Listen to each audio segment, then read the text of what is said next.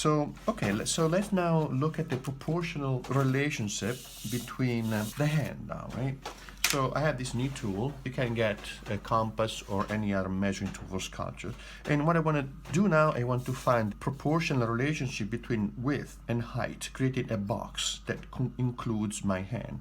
In this case, I'm not going to include the thumb. I'm just going to include this for me here. So I take the width here, more or less halfway the length of the hand, and I see that the width fits conveniently into the length of the hand about 2 times. So the ratio width to height is 1 to 2. In this case, this is my hand. You can look at your hand.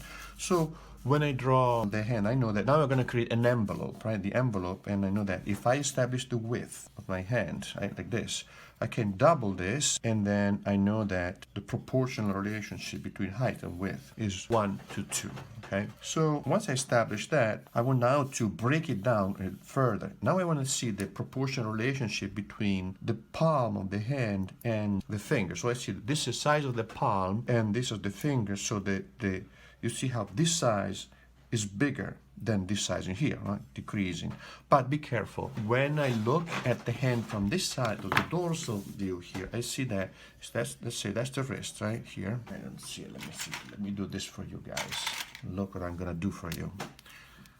Okay. There you go, right?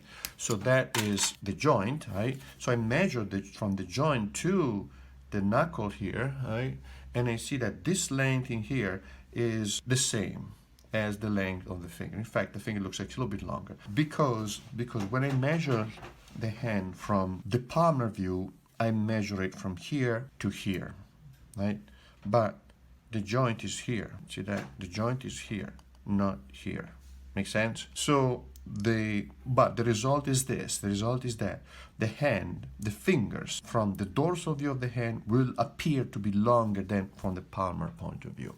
That's something we want to consider because appearances count, when we draw. So now let's look at the palmar view. We've seen that the portion of the palm here is slightly bigger than the length of the finger. So what I want to do, I want to find, I'm not interested in the ratio, exactly how bigger, but I know that if this is the midpoint, the palm is going to be